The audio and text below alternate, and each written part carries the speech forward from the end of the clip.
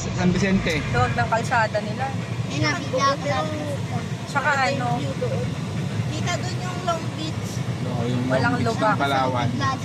Kasi doon sa Puerto, doon pumunta kami ng Puerto, meron kami inakyatan doon na isa. Kita mo yung buong Puerto kanina. Ano meron dito? Ito yung butterfly garden. Okay.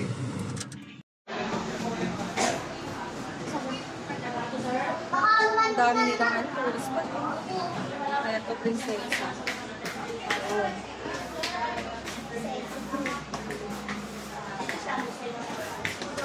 Ay, hindi pa tayo papasok. Papasok na. Hintayin mo na si Papa. I-join muna natin.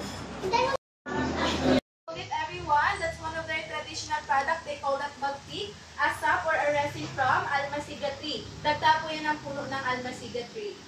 So at first, that is a sticky only or dagta, and then after 3 weeks mga or 1 tribo, month, legit na tribo ng Palawan. That is the right time to harvest. And Ma'am Sir, that bagtik is also the main ingredient in making nail polish. Kujapi or tudlungan, yan po yung nakasulat sa music book natin. So that is considered as one of the first and oldest guitar dito po sa Philippines. So right now everyone, they are going to play a music for us. That's their Mogit song, which means a bird song sa dialect po nila. Oo, nakakatuwa dito. Music is about nature or kalikasan na po. Okay? 60 pesos lang babayaran mo, makakapanood ka ng totoong tribo. Yan, binibenta nila yan para sa pag-aaral nila.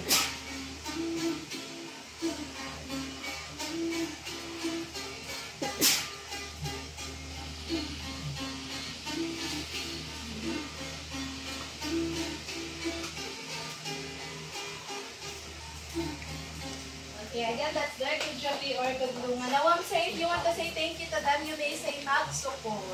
Magsukol. Aside from those instruments, they also have arodi. And that's their arodi, magsukol. Gusto ko na makawa ka ng ahas. Galing, naabutan namin yung pag-explain. Ito mami, tiga. Ito yung Palawan tribe. Ito yung gamit. Lang daw! Nabasog eh. Nabasog eh. Okay, let's hear. Meron? Tapos, saan siya pa? Dito siya ilalagay? Ano yan, kuya? Open. Ano yan? Bulak? Yun, galing. Lagay niyo lang po ganito. Ah, okay. Okay.